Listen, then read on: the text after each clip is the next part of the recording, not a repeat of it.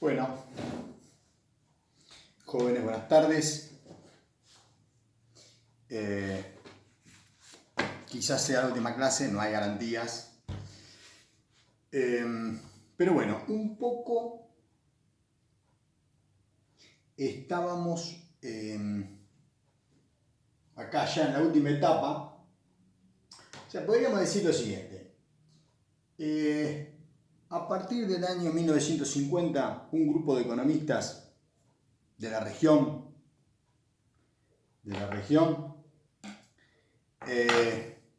aborda la problemática de estos países y encuentra que la problemática económica de estos países tiene particularidades propias. Se formaron así economías duales por el impacto de una potencia hegemónica. Se formaron dos sectores. Bueno, después esto se modificó con la crisis del tren y pasaron a tener un tercer sector industrial sustitutivo de importaciones. Pero bueno, una pequeña industria con algunas cosas buenas y otras no. Y claro, y después, 1944, o sea, hasta ahí, ¿qué les quiero decir? Los países centrales y los países subdesarrollados, ¿qué plantearon los estructuralistas? Hay una asimetría fenomenal, muy grande entre unos y otros. Unos empezaron mucho antes, su industria se desarrolló y de alguna manera, si bien hicieron el primer trampolín fue el mercado interno, tenían el mundo para avanzar. Cuando estas economías surgen, el mundo ya está ocupado. O sea que, digamos, no vamos para allá. Es muy difícil y para el desarrollo. Entonces, asimetría a nivel mundial. Y en 1944, con los acuerdos de Bretton Woods, esas asimetrías quedan escritas en un papel. ¿Qué quiero decir con esto? Los acuerdos de Bretton Woods se hicieron a conveniencia de los países centrales. Entonces, lograr discutir que los países centrales le bajen los subsidios a la producción de alimentos y casi fue imposible. Y pasaron 70 años, alimentos digo porque es lo que vendemos nosotros. Si los países centrales lo subsidian, baja el precio internacional y nos perjudica. Bueno, entonces, la visión estructuralista que planteó, que el mundo es asimétrico, hay un centro y una periferia, pero que además eso está escrito, es difícil superar esas barreras. Y además de esta restricción, esta podríamos llamar la restricción al desarrollo que hay en el mundo, centro-periferia. Y dentro de la periferia, ¿qué ocurre?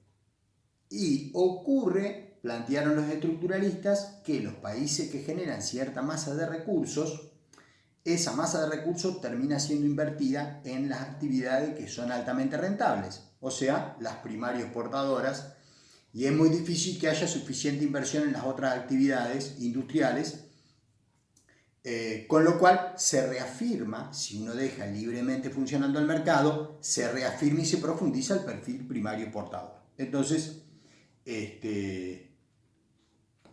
para desarrollarte tenés que superar, simplificadamente la cosa, dos escollos.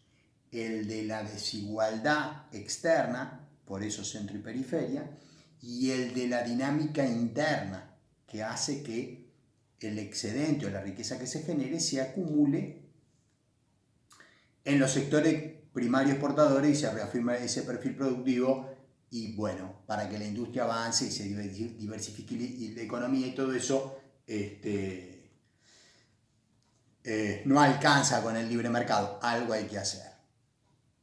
Bueno, entonces estamos acá, 1975, o mediados de la década del 70, que habíamos dicho que es una década de cambio de el funcionamiento del capitalismo global.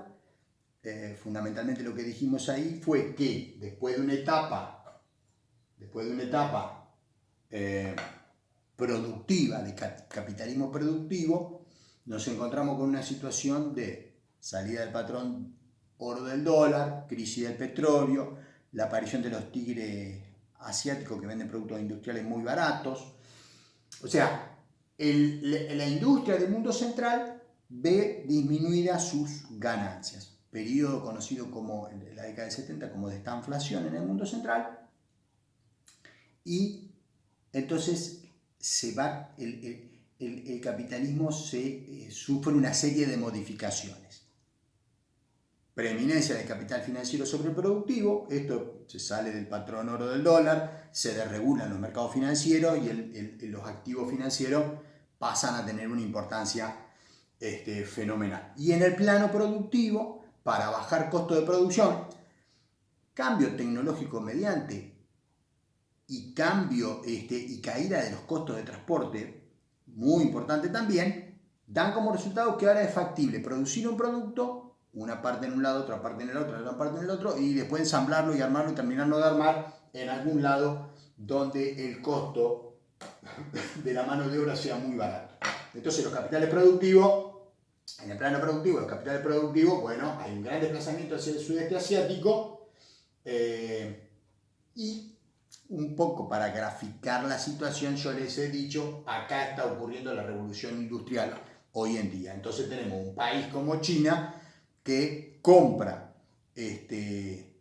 materias primas, ¿no? Va al contenedor con soja china, cata la soja, poroto de soja, va al contenedor con el buque tanque con petróleo, $10 el barril, $300 la tonelada de soja, y acá van los minerales, el contenedor del barco con minerales.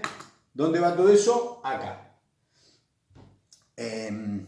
Bueno, y ahí hay todo un proceso de transformación de la soja en alimento balanceado, en carne de cerdo y carne de pollo y en dieta fundamental del ingeniero y el obrero calificado chino. ¿Que trabaja dónde? En todas las fábricas que transforman los minerales en acero y el petróleo en energía para toda esa industria. O sea, estamos en una pirámide productiva desde estos tres rubros básicos de compras internacionales que China hace.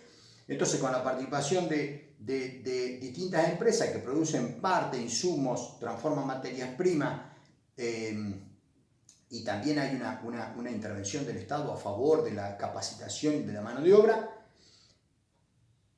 y la incorporación de capitales de grandes corporaciones internacionales que traen tecnología, que era el diagnóstico que hicieron los chinos hace 40 años, que no tenemos tecnología. Bueno, entonces que la traigan y se la cobramos, que nos transfieran tecnología. Resultado final, esto cuando va para allá vale $300, esto vale $5.000 la tonelada, esto vale $10 el barril, y el barco ¿con qué viene? Viene con un helicóptero. Bueno, supongamos que esto es un bien complejo. Viene para acá. ¿Cuánto vale esto? $5 millones la tonelada, 7 millones, 2 millones, etc. ¿Qué hay desde acá hasta acá? Y valor agregado, tecnología, mano de obra calificada. Bien. ¿Y qué hace la producción china? Abastece los dos grandes mercados mundiales que hay, acá y acá. Bueno, un poco las características de este fenómeno de estos últimos 40 años de la globalización. Entonces, se impuso lo de la globalización, el fin de la historia, hay que permitir el libre movimiento de capitales. Entonces, si no nos abrimos a los capitales, nos quedamos en la prehistoria, todo ese tipo de consideraciones económicas. Bueno, y un poco en el bloque anterior, yo les estaba diciendo, dos economistas estructuralistas que habían planteado lo que les acabo de decir, varios de ellos que habían planteado lo que acabo de decir al principio de este bloque. En 1976, Celso Furtado publica un libro que se llama Prefacio a una nueva economía política y hace hincapié en la cuestión del excedente. Dice, estas economías, Brasil, Argentina, estas economías subdesarrolladas periféricas con todo esto que dijimos antes, generan un excedente, generan riqueza como para generar un proceso de acumulación de capital importante porque China invierte 50% del PBI para provocar para financiar la revolución industrial en China. En 1981, esperen que les quiero decir bien, Prebisch publica Capitalismo Periférico, Crisis y Transformación, que también, donde también plantea el tema del excedente. ¿Generan excedente? ¿Qué hacemos con el excedente? ¿Dónde va a parar el excedente? ¿Quién se lo queda? ¿Lo estamos invirtiendo bien? ¿Lo estamos invirtiendo mal? Bueno, o sea, tenemos que recurrir sí o sí a endeudarnos, o podemos utilizar una masa de recursos importante, sustantiva, para financiar el proceso de acumulación de capital y transformar la economía, y utilizar el capital externo complementariamente y funcionalmente al proyecto de desarrollo, o sí tenemos que ir a salir a pedir plata prestada. Bueno, en el texto recomendado básico está el cálculo, pero digo, cuentas fáciles. El PBI de la Argentina, 440.000 millones de dólares. Esta cuenta un poquito ya la hicimos cuando analizamos distribución del ingreso. Somos 44 millones de habitantes. Quiere decir que el PBI per cápita en la Argentina es de $10.000 por habitante. Esto da aproximadamente, ya habíamos aclarado bien que esto era riqueza promedio, no es lo que le toca a cada uno. O sea, a ver, vamos a empezar un poquito, volvemos para atrás. Estamos en el laboratorio, acá. Esto es un laboratorio, no tiene nada que ver con la realidad. ¿Qué datos nos dan del país que produce 440.000 millones de dólares? ¿Cuántos habitantes tiene el país? 44 millones. Bueno, PBI per cápita, $10.000 por habitante. Está claro, es en el laboratorio, acá en la cuenta que estamos haciendo acá, en el almacén, la cuenta del almacenero o la de los investigadores, PBI per cápita, $10.000. $10.000, bien. Quiere decir que por mes la riqueza generada por esa economía por mes por persona es de $833. Correcto. Me anoté los números porque así no se me aburre. $833. Quiere decir que si suponemos, acuérdense cuando los economistas dicen suponemos, pero bueno, suponemos que todos los miembros de este país viven en familias tipo de 4. Quiere decir que la riqueza promedio generada por mes por familia tipo de este país es 3.333 dólares por familia. Quiere decir que eso es la riqueza que se genera por familia por mes, 3.300 dólares. 3.300 dólares. Furtado en su cálculo del excedente. ¿Cómo calcula el excedente? Dice, bueno, de la productividad social, el PBI. Una parte es lo que él llamó el costo de reproducción de la población. O sea, ¿cuánto es? ¿Cuánto necesita? ¿Cuánto utiliza la población del país que sea para costo de reproducción de la población? Para vivir. Después le podemos poner el adjetivo, para vivir razonablemente bien, para vivir más o menos, para vivir de subsistencia. Pero bueno, para que se entienda el concepto, si un país tiene una riqueza por familia de 3.000 dólares por familia por mes, podríamos suponer acá en el laboratorio, esto obviamente que no pasa en la realidad, que esas familias pueden vivir con 1.500 dólares mensuales. Con lo cual queda un excedente de 1.500 dólares. O sea, ¿qué estoy diciendo? Que ahora vamos a los números de la Argentina. PBI 440.000 millones de dólares, cantidad de habitantes 44 millones. La economía argentina puede destinar a acumular productivamente, o sea, puede usar ese excedente para llevar adelante un proceso de acumulación de capital y transformación de su aparato productivo del 50% del PBI, del recurso propio. Esto en el laboratorio.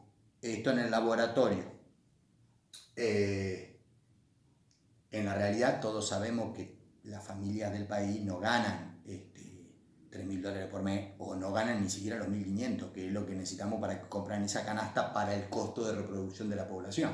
Pero en términos teóricos hay un 50%. O sea que potencialmente hay excedente. Lo que hay que ver es de qué manera se aplican políticas económicas para que ese excedente se acumule productivamente. Porque, ¿qué quiere decir que se acumule productivamente? Y que se invierta en fábricas, en máquinas, en infraestructura. ¿En qué otra cosa implica un aumento de producción o de riqueza o de capacidad productiva? Y que se invierta en educación. Bueno, ya le dije, esto mandan a los ingenieros que se perfeccionan en Estados Unidos, o sea, gastan plata para financiar, para mejorar la calidad del factor trabajo. Recursos a educación, recursos a ciencia y tecnología. O sea, uno podría decir que una sociedad acumula productivamente su excedente cuando lo destina a la acumulación productiva. Me parece que dijo algo redundante, pero básicamente quiere decir, ¿cuándo destina la acumulación productiva? Cuando invierte, inversión bruta interna, cuando destina recursos a la educación y cuando destina recursos a la ciencia y tecnología. Cuando miramos qué pasa en la Argentina, con estos tres rubros te da que entre los tres la Argentina acumula productivamente más o menos 22% del PBI, 24%, en la buena momento, 23, 24, si no 21, potencialmente podría ser 50, o sea, invertimos poco. La pregunta de un alumno perspicaz es, ¿y dónde va a parar el resto si de ese excedente del 50% solo invertimos el 22%? Bueno, ¿a dónde va? Que hay en la economía argentina y en general en los subdesarrollados hay una distribución de la riqueza muy desigual, en donde el quintil más rico, repasen distribución del ingreso que ya dimos, recibe una masa de recursos tal que después de comprar la canasta de $1.500, gasta una fortuna en otro montón de rubros de consumo, viaje a la Polinesia, los palos de golf, etcétera, etcétera, etcétera, que lo vamos a considerar como consumo suntuario. Se puede encasillar o encuadrar como consumo suntuario. Cuando miramos los datos de la economía argentina, nos encontramos que la economía argentina gasta en consumo suntuario 25-30 puntos del PBI. O sea que acumula productivamente 22 puntos del PBI y acumula improductivamente 30 puntos del PBI. Entonces, el excedente no lo estamos utilizando para mejorar la capacidad productiva, transformar la capacidad productiva. O sea, una primera cuestión que estamos diciendo es, la economía argentina genera un excedente suficiente para llevar adelante un proceso. Argentina, Brasil, generan un excedente suficiente para llevar adelante un proceso de acumulación de capital muy importante. Está bien, habría que completarlo con inversión extranjera directa, con capitales, con financiamiento externo, pero bueno, que todo eso actúe complementariamente y que complete lo que no tenemos, lo que no sabemos, y entre todo ese recurso, el propio. Porque Furtado ya lo explicó en Capitalismo Argentino, en todos los casos que hubo transformación productiva y todos los casos de países exitosos, tanto en el siglo XIX ante la hegemonía inglesa como en el siglo XX ante la hegemonía norteamericana, la acumulación fue básicamente de capital propio. Y el capital externo jugó el rol complementario que estamos hablando o les estoy diciendo que habría que buscar. Ojo, no estoy diciendo que hay que repartir el ingreso para todo el mundo igual, no. Estoy diciendo que la política económica tiene que generar los incentivos para que ese excedente, privadamente o públicamente, se acumule en los sectores que tienen proyección productiva hacia el futuro para poder producir y exportar bienes complejos. O sea, los chinos no sabían hacer esto hace 40 años. Bueno, y hicieron una política económica durante 40 años para ahora exportar los bienes complejos. Nadie sabía hacer bienes complejos. Fue es un proyecto social y una política consecuente y mantener eso en el largo plazo. Bueno, si el diagnóstico es acertado respecto a las virtudes, defectos, potencialidades o no que tenga el país y se hacen las políticas coherentemente, a largo plazo cualquiera puede producir un bien complejo. Ya vimos que los bienes complejos hace 2000 años los fabricaban los romanos, o sea, los de Santi, o sea, digo, los italianos. Y después los árabes, y después, bueno, para entrar acá, los ingleses y todo esto que pasó hasta acá. O sea que lo puede hacer cualquiera siempre y cuando haya un proyecto consistente, de largo plazo. Ahora, tenemos todas estas dificultades que, bueno, una primera cuestión, quiero ver cuánto va de tiempo, falta poquito, tenemos todas estas dificultades que hay que tratar de superar. Entonces, una cuestión es tener plenamente consciente que los países desarrollados, para poder desarrollarse, aplicaron un montón de políticas que no fueron del libre mercado. Todo esto está en un libro de Chan, un coreano, que se llama Retirar la escalera. Muy bueno el libro, porque un poco repasa todo lo que hicieron los que acá hemos contado que se han desarrollado y todas las medidas de política económica que utilizaron. ¿Y qué dice Chan? Una vez que ellos llegaron arriba del techo, agarraron la escalera y se la llevaron para arriba. O sea, todos los instrumentos que utilizaron para desarrollarse ahora son mal vistos y están mal recomendados a escala planetaria. Está mal que hagas política industrial. Bueno, entonces tenemos que ser conscientes de eso. De la otra cosa que tenemos que tener conciencia es si tenemos excedente. Bueno, evidentemente sí. Después, otra cuestión importante. ¿Qué hicimos de acá para adelante? Y nos metimos en el atajo. Yo llamo meternos en el atajo a usar el camino fácil, el del endeudamiento. Argentina, a partir del 76, como les dije antes, se metió de lleno en el capitalismo financiero y ahí tuvo de la época reciente, su primer gran endeudamiento. Casi no tenía deuda externa en el 75 y terminó con crisis de deuda en el 82. O sea, en default. Periodo del endeudamiento en donde el dólar se convierte en algo barato, porque entra por endeudamiento un montón, pero bueno, si el dólar es barato, todos los productos importados son baratos, con lo cual nos estamos endeudando para financiar la industria del resto del mundo. Terminamos en crisis del 82. Después de cada endeudamiento y situación de bonanza, viene la mala, década perdida de la década del 80. Le tocó desde el 84 en adelante lo que se conoció como la década perdida, o de la crisis del 82, mejor dicho, en adelante. Después volvimos a tener otro periodo de endeudamiento durante toda la década del 90, desde el 89 al 2001. Nos endeudamos en una fortuna. No solo nos endeudamos en una fortuna, sino que vendimos los activos que teníamos, los ahorros acumulados de décadas anteriores los argentinos en las empresas públicas, los vendimos. 30.000 millones de dólares entraron Nos consumimos los ahorros de décadas anteriores y nos consumimos los ahorros de décadas futuras, porque endeudarse es consumir ahora lo que va a tener que ahorrar después. O sea que en la década del 90, que parecía que estábamos bárbaros, que íbamos a la estratosfera, volvíamos y todo lo demás, nos consumimos ahorros de décadas anteriores de los argentinos que estaban en YPF y ahorros de décadas futuras porque fue todo el endeudamiento. O sea que ¿y cómo terminamos? Terminamos con un daño a la industria fenomenal y terminamos en la crisis económica y social más importante de la historia, 2001.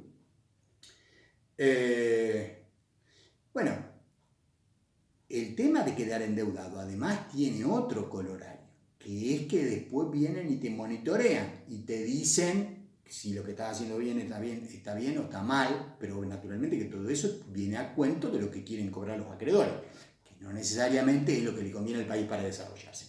O sea, les diría que a partir de acá nosotros tomamos el atajo, o sea, el peor camino, el de endeudarnos. Y hemos quedado endeudados y hemos tenido, bueno, estamos viviendo el tercer default. Desde el 82, tuvimos el del 82, tuvimos el del 2001 y ahora tenemos cuando ya en 2019 empezamos a reperfilar. O sea, reperfilar es no podemos pagar, te lo pateo para adelante. O sea, estamos en default. En realidad, uno podría decir, no podíamos pagar en marzo del 2018. Como nadie nos prestaba plata y no podíamos pagar lo que debíamos, tuvimos que recurrir al prestamista de última instancia. el que te presta cuando no te presta más nadie, que es el Fondo Monetario Internacional. ¿Qué crédito te dio? ¿El de facilidades extendidas porque estás más o menos? No, te dio el stand-by, o sea, el que está para los que están peores. ¿Cuánto te prestó? ¿2 pesos? ¿2 dólares? ¿10, 28, 14? No, 57.100 millones de dólares. O sea, estábamos en default terrible, porque esa semejante montaña de plata, o sea, el país que más le debe al fondo, la mitad de los acreencias que tiene el fondo se lo debemos nosotros. Solo fue posible semejante montaña de plata por una decisión política del presidente de Estados Unidos. O sea, el camino del endeudamiento no es necesario, y es después o sea, después tenés que pagar, y cuando tenés que pagar, o sea, el tema, me detengo un poquito en el endeudamiento porque es un tema que se los di para estudiar y lo hemos visto así al pasar con algunos de los distintos temas que fuimos viendo. O sea, siempre es más fácil pedir prestado que pagar, ¿no? O sea, vos cuando pedís prestado parece que todo va bien. El tema es cuando llega el momento de pagar. Entonces, la Argentina está en una situación complicada. Está ante una nueva cesación de pagos. Venimos cayendo en cesación de pagos desde el 2018 para acá. Somos un mal deudor porque ya caímos otras 2 veces recientemente en cesación de pagos, en el 82 y en el 2001. Y sobre semejante problema, ahora tenemos la pandemia. Pero bueno, vamos a dejarlo de la pandemia, ya saben todas las recomendaciones. Ese es una cosa, de verdad, evidentemente hay una crisis internacional y eso afecta a todos los países. Bueno, ya se ven los indicadores para todos los países, cuál es el panorama. Jóvenes, la Argentina genera un nivel de excedente importante. Si se hace una política económica razonable para que haya incentivos para reinvertir en el país, ese excedente es el camino a seguir, hay que buscar de qué manera. El capital de inversión extranjera directa o de endeudamiento tiene que ser complementario y funcional al proyecto de desarrollo del país. Un poco la experiencia de todos los países que lograron transformar su perfil productivo y transformarse en países desarrollados fue ese. La bibliografía ya la tienen. Y bueno, pero todo esto es posible con un elemento más que está citado por Aldo Ferrer en El capitalismo argentino, que es tener ideas propias, o sea, el diagnóstico propio de nuestra realidad. O sea, esto está acá como corresponde, o sea, el globo terráqueo está así, o sea, que tenemos que ver las cosas desde nuestra realidad. El planeta Tierra está como está este globo terráqueo. Todos los demás globos terráqueos que están dando vuelta por ahí están al revés. Acá arriba está la ciudad de La Plata. La Tierra está abajo, ¿no? ¿Qué hay arriba para nosotros? La ciudad de La Plata.